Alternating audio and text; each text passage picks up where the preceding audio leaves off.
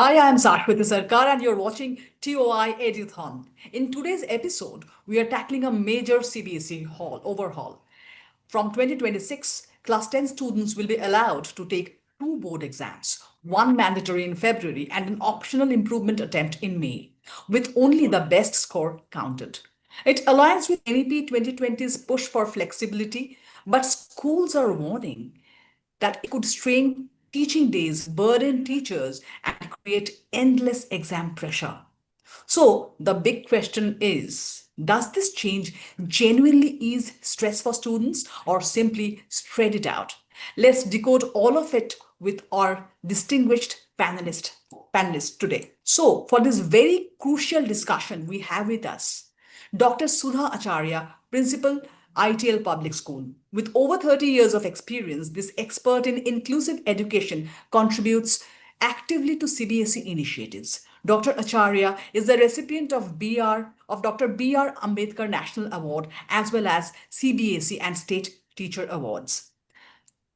Miss Rupa Chakravarti, Director, Education, Sun City Schools, Gurugram. She is an educationist with an MA in English Literature and leadership training from Harvard. A former CBSE advisor, she serves on the Ministry of Education's Core Committee for Design Thinking. Miss Aditi Mishra, Director Principal, DPS Gurugram. She's a veteran educator with 40 years of experience across DPS schools in India and abroad. A CBSE Teachers Awardee, she is the director of 4 national and IB curriculum schools. Miss Mishra is also on the CII education panel. Welcome to the show, everyone. So, let's start with the first question to Dr. Acharya. Dr. Acharya, some believe that two exams will give students a second chance. But from a school leader's lens, how practical is this in terms of time and syllabus division? Yeah, I welcome the policy in theoretical terms that it will give more flexibility, choices, and then options to the student. But as a school leader, I would tell you the challenges with respect to 3 or 4 grounds. First one is increased pressure on students. As we say, the two board exams are going to reduce their burden or anxiety. I find in one academic year, children are appearing in one in February to March, and again within a short period of span. Just April is gone, and then May again they're appearing in the second board exam. And then we find that throughout the year, the children are in exam mode. So instead of reducing burden, I find that it may increase their anxiety and parental pressure itself, self pressure, parental pressure more. Looking at the parental psyche, even the children, those who get 90%, will be forced to sit again to improve their score for 95%. And then another is it will compromise our teaching, learning practice. The very basic of school or schooling, as we say, learning should take place. Now, examination and assessment will take over learning. So we have very little time for learning. If we have to examine one exam itself, we are losing 4 months. Teachers are going as external examiners, are doing board duty, then evaluation, all these what marking scheme takes 4 months. You just think double up these work will increase the burden on teachers also. So I would talk about teachers' mental health throughout the year. They will be talking. So that is one point. And I would talk about under-resourced schools in rural areas. They do not have so much logistic and so much Yeah, infrastructure yeah. We will come for to exam. those. We will come to those questions at a Yeah. later stage of this session. Yeah, we will. So, and then if it is modular basis, like it happens in other countries, that half the model and then second exam other model, then it would have been better. But this is, I think, assessment of learning. It is a comprehensive exam, same syllabus, within 1 month, another exam. So how the child will revise and do revision work and practice again for with the same syllabus, same burden within 1 month. So it is not modular at all. So this is another problem. Another is the draft says, or the policy says, if the children do not secure pass mark in first exam, they will be allowed to sit for in 11th, and in the second exam, if they secure pass mark, then they'll be promoted to class 11th, or otherwise they'll revert it back to 10th. I think this Oh, is that's an interesting point. anomaly in the system. It is not possible. It will increase again mental stress on children, and parents would be forced to take out their children from the school because children would not like to be in the same school where they were sitting in April and May in 11th, and then in July they are in 10th. So these are some of the anomalies which I can, at the outset, I can find out. Thanks a lot for your insights, Dr. Acharya. Now I'll move on to Ms. Chakravarti. Ms. Chakravarti, CBSE says that this reform gives students flexibility and a second chance. But is it really a stress reliever, or does it mean that students have now to prepare for two high stakes exams instead of one? Thank you for asking this question, and thank you for inviting me. When we talk about anything that includes or involves the school, then we have to talk about three people who are the stakeholders: the students, the parents, and the teachers. They claim, people need to understand that the claim that they are going to be less stressed depends on the child and the kind of pressure that the parent is putting, or maybe even the school is putting in some cases. Right? So does that reduce stress or does it enhance stress?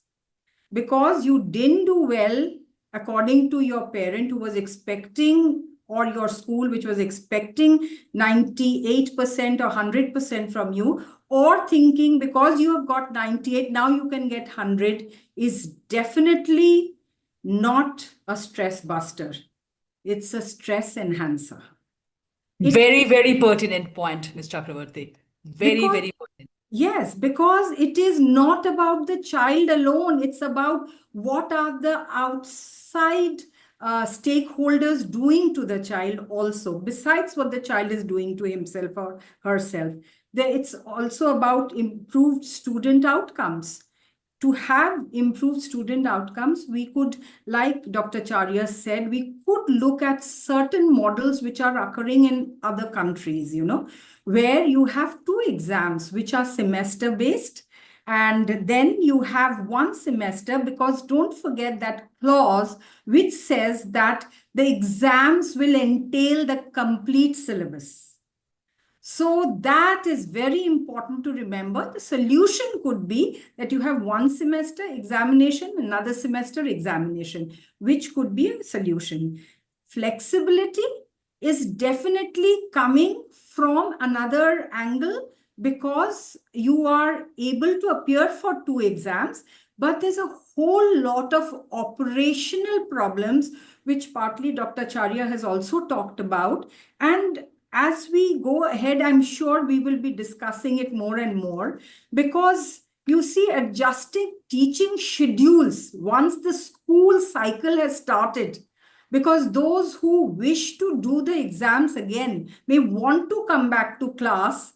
And we just mentioned, it was just mentioned that they will have to go and sit in the class also, because they have to come back and prepare themselves again, and they may want the teachers to help them to strengthen their foundation. So that Absolutely. support is required. So there are a lot of operational issues which could come up. I think I'll pause over here, because we will again talk further, but the first Right. part of it, I think this is what I would like to highlight. Right. Now, coming to Ms. Mishra, do you think this will open a brand new market for coaching centers, pushing students into an even more exam oriented grind twice a year and affecting learning overall? Absolutely. What both Sudha and Rupa have highlighted is one of the horrors that all of us educators are fearing for our children and for our teachers, and of course for the parents, because they are part of the bandwagon. Um, when a child will sit for an exam in the till this year, there was a sort of a release of tension. They've done their exam. Now they come to school and they can start class 11. They can start making new friends. You can begin the session in a proper way. Now there may be 50% who want to do the exam again, even if it's just three papers. There would be 50% who want to move on and say, I've done what I could. I've got my 95, 96. I don't want to make it 98. I want to move to class 11. What will we do? Will we run parallel? We'll have a regular class 10, then we'll have this last year's class 10 who wants to sit for the second set of exams, and we'll have a class 11. I mean, logistically, it's going to be pretty chaotic. We've not even started to put our head around that. My other worry, which was not covered, in what we were talking about, all of us good schools, take 10th as the baseline, and we introduce those policies in the 8th, 9th, 7th, 6th, every class. Because whether it's introducing HOTS or it's introducing multiple choice questions, we do all of that. My other fear is supposing parents of other classes say, now we also want this flexibility. Have one set of exam in February, March, now have the second one in May. What will we do? Because these are all instructional days going away. Sudha's very right. We'll only be teaching to the test, which is something that good schools don't want to do. There has to be real learning. There has to be joyful learning. There has to be something which the child will remember. This way, they'll only remember that from the month of February till the month of June, they were only studying only for an exam and only for a limited syllabus. Where was the learning? Where was the joy? Where was the experience of learning? That's my point.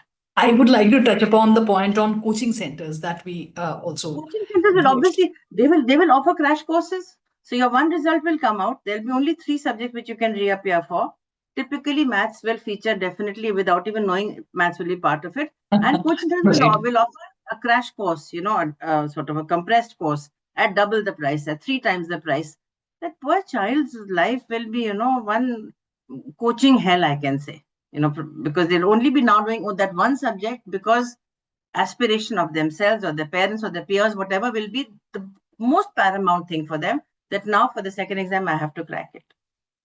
So coaching centers pose a real big threat to us already. The second pressure for the child will be that for the second set of exams, I have to now do only this for the particular coaching centers which are offering. I'm telling you, they'll do something like a crash course, entire year syllabus done in 2 weeks, or a condensed course.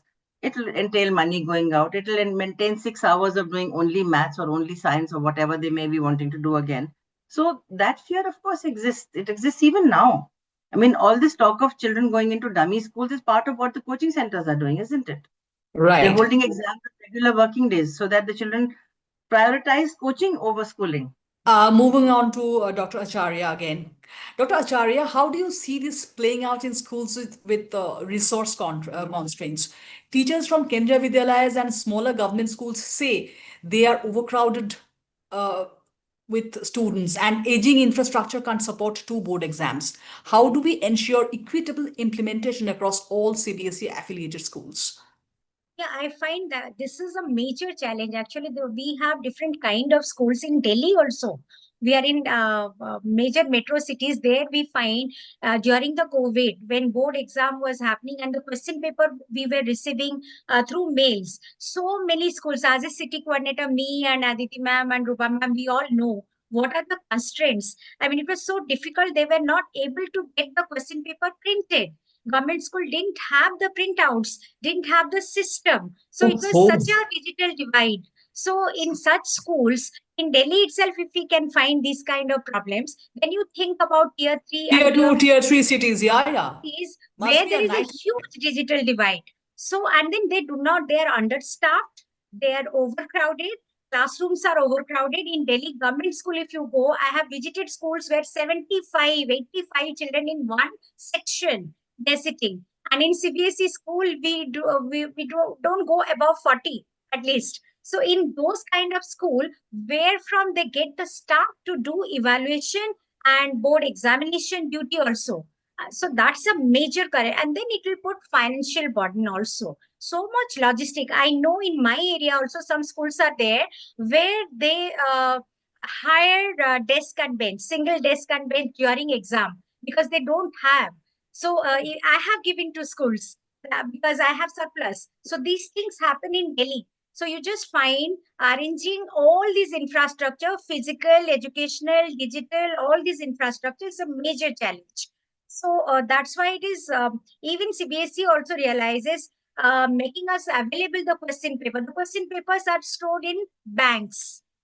You know, we have to collect it. This year, I faced a problem when the answer sheets were uh, coming for evaluation. The schools didn't have place to store them. So there is places, there are short of places for storage, for transportation. Banks also have their own limitation. So having second time in one academic year will poses real problem, and it is not pragmatic. Right, right. These are real challenges that nobody knows, the way to address. I completely understand. Yeah. Now, moving on to Ms. Chakravarti. Ms. Chakravarti, in a country as diverse as India, will this dual board format amplify the rural-urban divide in learning outcomes and exam performance? Dr. Acharya already referred to it. If you could elaborate a bit on this. So let me tell you that the first thing about the divide is about the numbers, because and the the way they are placed in the interiors. We are very privileged to be in a place which is like Delhi or in the cities where we have access to anything and everything. In the remote areas where CBSE schools are opening up, just to ensure that there is an exam being conducted, you don't know what they go through. I have lived in the interiors of Rajasthan and I know what it entails. Because once you don't get something, it's very difficult to ensure that that is delivered to you. So first is that what are the things that are required for the examination? Like Dr. Charya just now said that we have to go to the banks. Then are the banks also ready? Because there are a lot of people from the community who are also involved in this. Are they ready for this examination to be held two times, right? The second thing that we find the difference between tier 2 and tier 3 are, and if we take the government schools, are the teachers who are regularly absent. Now, in the month of May, you cannot tell the teachers, don't go on your leave, right? That is another aspect of this examination coming to the fore. That have the teachers now to also work in May and June. And why do I say June, you may ask? Because May the exam will finish. Who's going to correct the papers? So it is Absolutely. becoming a situation where the teachers are taken for granted and they are supposed to just expedite their work, irrespective of whether they get their holiday or their vacation or not, which has been like this across the globe for decades, right? So this is another question that the government needs to think about, that what are we going to do about the teachers? And this is applicable, of course, to tier 2 and tier 3. Why I say more for tier 2, they don't have the privilege, and I have gone through it, of having multiple kind of teachers who can come. Like, for example, you will find over here career counselors. You will find over here in the well-being section that there are psychologists, psychiatrists, there are, speech therapists who can sometimes help you in some of the work that is going on, but that's not what it is. So they have very limited faculty, and with that limited faculty, they will have to make do with the exams. Thirdly, and this happens in cities like ours, where you are not able to upload lot of the data that is there, and there is so much of panic around it that what do we do now, because we are not able to. Please correct me if I'm wrong, both of you. And that is why it is imperative that this be really, made threadbare before we take up this whole policy of having two exams. All three of us were there where we were made to sit and discuss and make presentations to ensure. And I'm telling you, 90% of the people said that you cannot have two exams. We have to think about everybody who's involved in a school. If you look at it that way, then we cannot have, because 72 days are required to conduct one exam. Talking about the number of days, that brings me to my next question. We have about just 210 days of teaching, right, in a year? Yes, 220 is in the 220 calendar. days, right. And that's before factoring in 2 board exams. So, Miss Mishra, so you know we have only these many days for syllabus completion and teacher duties. How realistic is this compressed calendar? If you could elaborate a little bit on what already we have been talking about. So already my two colleagues, Sudha and Rupa, have touched upon this. Among the various challenges, this is one of the biggest one. That out of these 210 working days, we do count April and May as teaching days, especially for the senior classes where they're getting in deep into their own disciplines, where they're getting in deep into subjects which they want to do. How can we take away these 40 working days completely from them? Because those who are going to want to appear in may not want to come to school and study for the class 11. They'll still be stuck in the class 10 mode. They'll be going to the coaching centers. I can be pretty sure about that. So there will be that one group that will want to come and start off with class 11 in April. And we would like to start off with them because these 40 days are important for us. There'll be the other group which is equally important for us, which will say, no, we can't do class 11. We still want to do class 10. We want to do a grade improvement. I've got a 95. I want a 99. Now what do we do? Also, please remember that like everyone said, teachers are hard pressed, and it's the same pool of teachers. They are not increasing. The people wanting to get into education is actually reducing. So a teacher who has finished one round of correction, and it's the most harrowing correction. We are a correction center for 29 subjects usually. On those days, I have to declare off for some classes because I don't have space. Somebody just mentioned that they have to keep, there was not enough place to keep papers. I have the same problem. So if this is, when it finishes in April, we heave a sigh of relief and we get into academics. Now, if I have to do it again in May, I will have objections from everybody that why are you declaring school off? Because now you need more rooms for exams to be held all over again. There is a space crunch, there's a time crunch, there's a day crunch. So all of it is being affected by this whole idea of having 2 board exams, which like Rupa reminded us all, that all of us had said, find some other way, don't have 2 exams. 2 exams in my brain as a student, as a teacher means double the stress, does not reduce my stress at all. I'll share an example. We have the supplementary exams going on now. The number of children being sent to each school is sizable. I've had to give an entire floor an off day because I could not accommodate those children. It's going to happen if we have 2 exams again. Many children will want to reappear, whether it's for parents' pressure, whether it's their own wish to get those 2 marks more than what they had got. But it will pose problems in the calendar. And as of now, we don't know how to make 365-day calendar into a 410-day calendar. Right. Real challenges.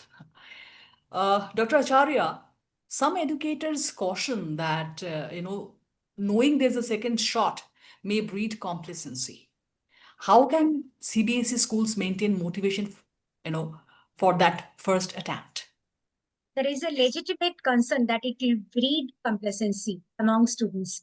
When you know that I have a second chance to reappear again, so some of the children, those whose focus is not academics, maybe they will really be complacent. And another very important point I want to focus here about parents. What the parents told me, they have already strategized. Class 9 parents, they have already strategized that in the first exam, they'll just sit for English, Hindi, SST, and the 6 subject, skill subject, maybe AI. Oh, And they will get 2 more months for maths and science because that is their focus for JEE NEET, and they get more time. So, because CBSE has not made mandatory to appear in all 5 subjects in the first exam, had it been that is the case, then it would not lead to complacency, because if you read the draft very clearly, it is written that children may appear for 3 subjects, and then they'll get opportunity for 2 more in the second. So what they will strategize now, in the first exam, they will sit for the subjects where it is not focused. They are not in focus, not important for them or for their parents. So they go to oh, coaching center, as Aditi ma'am highlighted. So they'll go to coaching center, get better prepared for maths and science, so that they get scholarship in this coaching center, they get the science stream, and already coaching for their JE NEET starts. So this kind of strategy is being done. So those who will come for commerce, maybe maths and SST in May, and other subjects in February. So that can be strategized. When I spoke to CBSE chairperson, he said, yes, this may happen. So if CBSE would do that, that child needs to sit for all 5 subjects in the first examination, then it would have been better. So it will lead to complacency, there is no doubt. And Right. this kind of strategy children will do and parents will do. Already parents told me that we are thinking of this. That's a startling revelation to me, really. I mean, that's a very, I don't know how to describe it or whether or not I should even comment on it, but that's a startling revelation. Like, I mean, planning and plotting have already started. Because for our parents, children are scoring machine. They don't get happiness wherever the child is achieving. They just, my children, they tell me that our parents don't need anything, they just want marks. And then we are talking about experiential learning, competency based learning, and Yeah, art we talk about a integration, lot of all those things. things. When do we do that?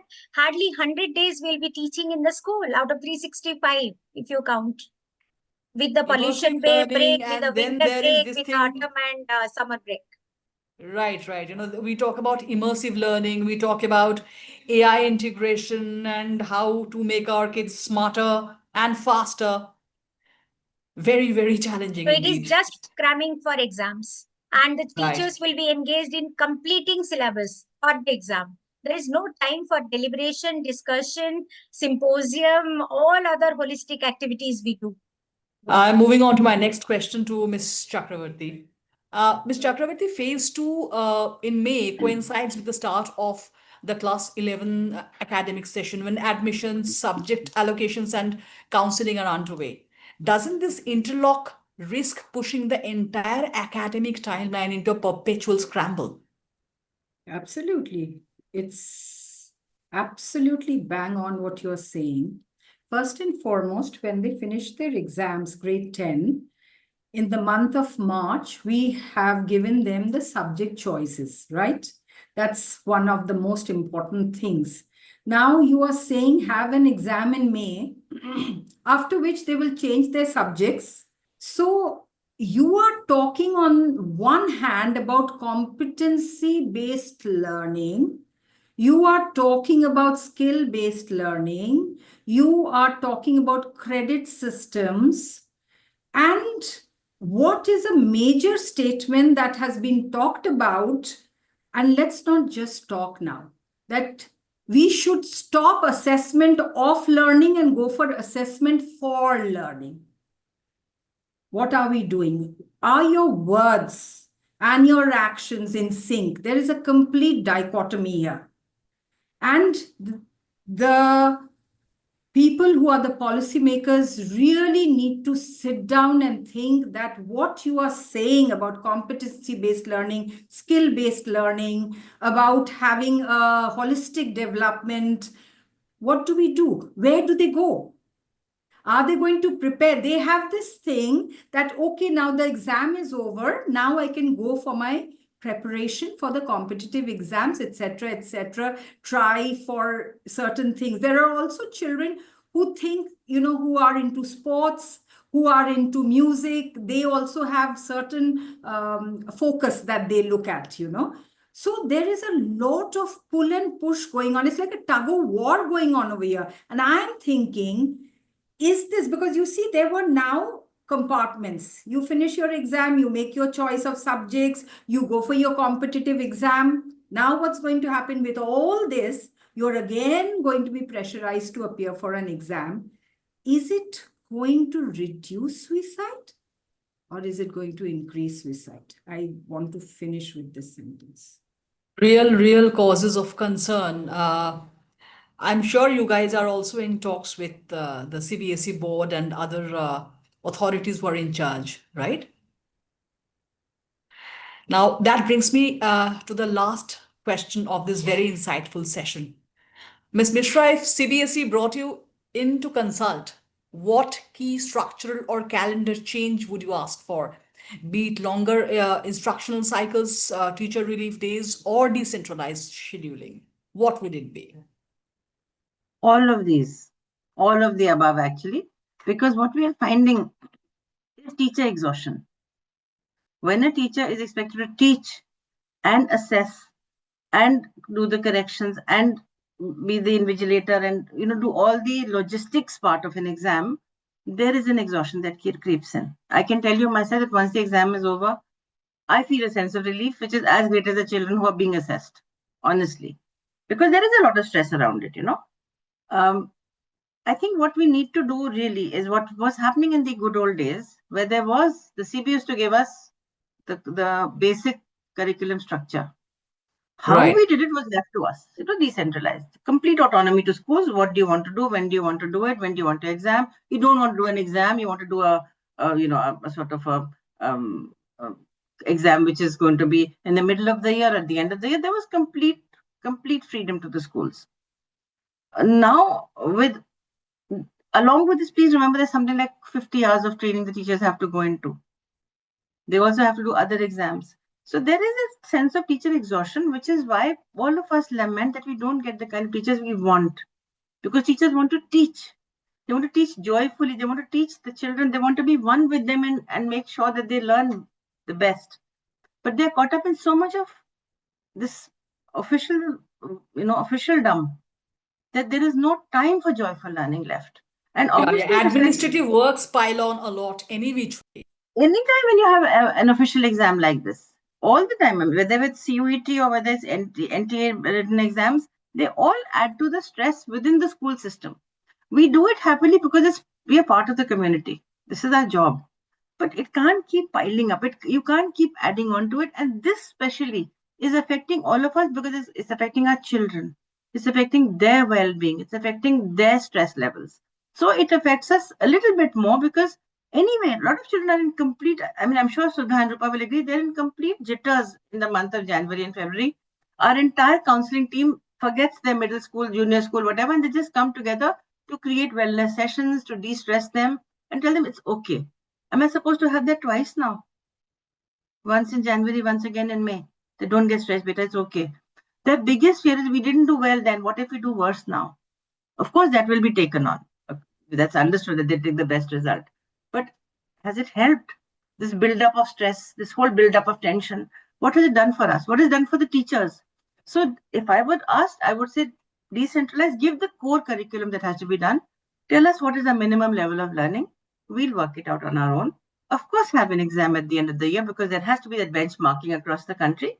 Please have that, but have it just once. This is not making too much sense to me to have it twice in this whole elaborate way and not taken cognizance of what we as hardcore on the ground educators have suggested, that have one in the middle of the year, or have one with half the curriculum.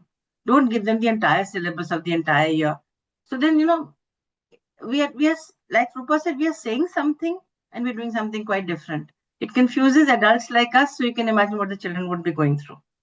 So, at the end of this session, of this very insightful and very conversational uh, session, what we gather is the challenges. While the dual exam system promises flexibility, the challenges are multifarious and starting from operational hazards to the problem of complacency to the jeopardizing the academic calendar. Is CBSE listening? That's the big question. Thanks a lot for joining us today, Dr. Acharya, Ms. Mishra, and Ms. Chakravarti. Thanks a lot, really. This session was very, very insightful and it was an eye opener again for our audience. I hope, once again, I hope CBSE is listening. Thank you for Thank you. moderating it Thank so you. Thank well.